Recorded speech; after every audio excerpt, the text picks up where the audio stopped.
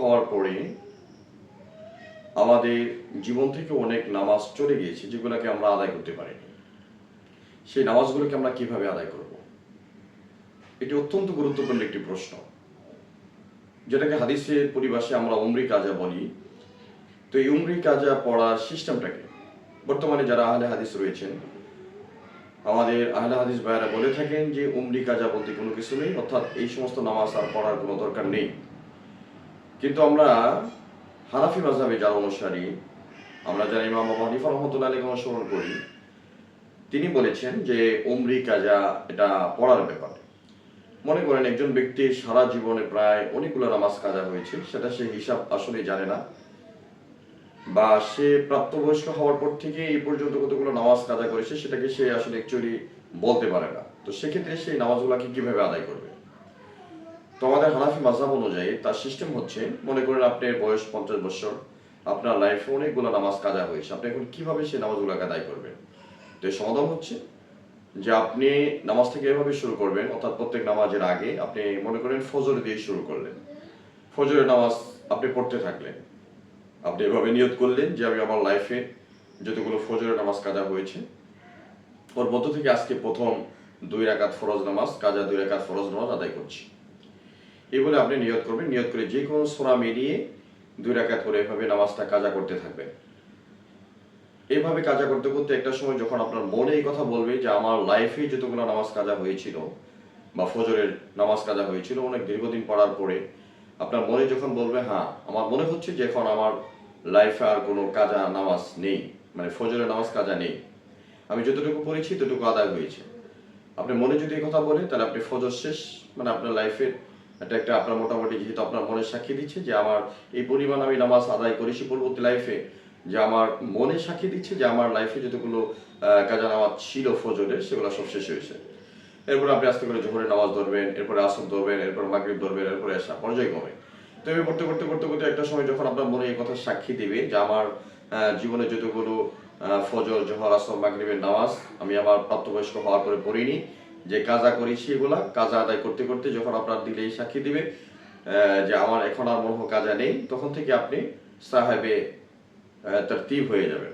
অর্থাৎ একজন সাহেবে তরতিব বলা হয় যিনি তার লাইফে সারা জীবনে মাত্র 5 ওয়াক্ত নামাজ কাজা করেছেন।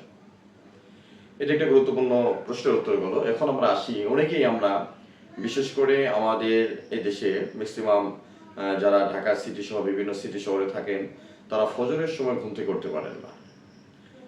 তো অনেকে প্রশ্ন করে থাকেন যে আমরা ফজরের সময় ঘুম থেকে করতে পারি না, আমাদের অফিসের কাজের চাপের কারণে বা বিভিন্ন ব্যস্ততার কারণে আমরা ঘুম থেকে করতে পারি না বা জাগ্রত হতে পারি না। তো এ ব্যাপারে সমাধান কি? এ ব্যাপারে সমাধান হচ্ছে, যখন মানুষ নামাজ থেকে ভুলে যায়, ইদা নাসিয়াস সালাত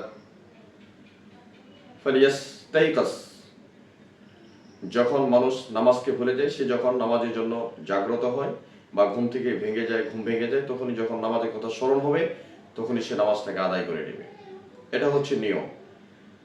ইমাম শাফি রহমতুল্লাহ আলাইহি বলেছেন যে এখানে ইমাম শাফি মালিক আম্মা সালাস এই কথা বলেছেন, অর্থাৎ যখন একটা মানুষ যখন ঘুমিয়ে যায়, যে কোনো নামাজ থেকে সে ঘুমিয়ে যেতে পারে বা নামাজের কথা তার একদম টোটালি স্মরণ ছিল না, হঠাৎ যদি আনফরচুনেটলি তার মনে হয় যে আমি তো মুখ নামাজটা পড়তে পারি না বা আমি ঘুমিয়েছিলাম, তাহলে যখন স্মরণ হবে তখনই নামাজটাকে পড়বে। হাদিসের মধ্যে আল্লাহ রাসূল সাল্লাল্লাহু আলাইহি ওয়াসাল্লাম বলেন, ইজা নাসিয়াস সালাত ফালিয়াযকুর ফালিয়ুসাল্লি, অর্থাৎ যখন নামাজের কথা সে ভুলে যায়, যখন স্মরণ হবে তখনই সে নামাজটাকে আদায় করে নেবে। এটা হচ্ছে ইমাম শাফি মালিক আহমদের কথা। আর ইমাম আবু হানিফা রাহমাতুল্লাহ আলাইহি বলেছেন হ্যাঁ, যখন নামাজের কথা ভুলে যায় বা নামাজ থেকে ঘুমিয়ে পড়ে যখন জাগ্রত হবে তখন নামাজ পড়বে, হ্যাঁ, তবে সেই সময়টা যদি নিষিদ্ধ সময় হয়, আমরা অনেকেই জানি না যে নিষিদ্ধ সময় কোনটা, যে সময়গুলোতে নামাজ পড়া নিষেধ। সেই সময়গুলোর মধ্যে অন্যতম সময় হচ্ছে যখন তুলুউশ শামস, মানে সূর্য যখন উদিত হয় ফজরের সময়, তখন নামাজ পড়া নিষেধ। হাদিসের মধ্যে আল্লাহ রাসূল সাল্লাল্লাহু আলাইহি ওয়াসাল্লাম বলেছেন, লা সালাতা ইল্লা বা'দা তুলুউশ শামস, অর্থাৎ ফজরের পরে কোনো নামাজ নেই, তবে যখন সূর্য উদিত হয়ে যায় তারপরে নামাজ রয়েছে। এরপরে দ্বীপ ভোরের সময় নামাজ পড়া নিষিদ্ধ। এরপরে সূর্য তখন একেবারে ডুবন্ত অবস্থায় বা ডুবো অবস্থা, সেই সময় নামাজ পড়া নিষিদ্ধ। এই 3টার সময়ে এই উমরি কাজা বা যে নামাজটাকে সে পড়তে পারে নাই, এই 3 সময় যদি জাগ্রত হয়, এই নিষিদ্ধ সময়ের মধ্যে আমাদের হানাফি মাযহাব অনুযায়ী সেই সময় নামাজ পড়া নিষেধ। এই নামাজটাকে সে পরবর্তী সময়ে যখন এই সময় 3টা চলে যাবে তারপরে নামাজগুলোকে আদায় করবে। এই জন্য আমরা এটা যদি বিষয়টা এমন হয় যে আপনি যদি নিত্য নৈতিকভাবে এটাকে নিয়ম করে নেন যে আমি প্রত্যেক নামাজের আগে ঘুমিয়ে যাব বা ফজর আমি 8টায় পড়বো, তাহলে এটা আবার আপনার লাইফের জন্য এটা কিন্তু ঠিক হবে না। কারণ এটা হচ্ছে আনফরচুনেটলি আপনি কোনোদিন ঘুমিয়ে পড়েছেন বা রাত্রে অনেক রাত জেগেছেন, হঠাৎ করে আপনার কাকতালীয় ভাবে 2-1 দিন হতে পারে, কিন্তু আপনি যদি বিষয়টাকে কন্টিনিউয়াস ভাবে এভাবে শুরু করতে যান যে আমি প্রত্যেক দিন ফজর পড়বো 8টায় 9টায়, তাহলে কিন্তু এর দ্বারা আপনার এই নামাজ আদায় হবে না। সুতরাং ইসলাম একটা সহজ, একেবারে লা ইউকাল্লিফুল্লাহু নাফসান ইল্লা উসাহা, মানে ইসলাম কোনো ব্যক্তির ওপর তার সাধ্যের বাইরে কোনো কষ্টকে চাপিয়ে দেননি। আল্লাহ তাআলা আমাদেরকে নামাজের প্রতি যত্নশীল হওয়ার তৌফিক দান করেন। ভিডিওটা স্কিপ না করে পুরো ভিডিওটা দেখবেন এবং লাইক শেয়ার করবেন। যদি ভালো লেগে থাকে সাবস্ক্রাইব করতে ভুলবেন না। দেখা হবে নেক্সট ভিডিও। এই আশাবাদ ব্যক্ত করে আলোচনা শেষ করছি।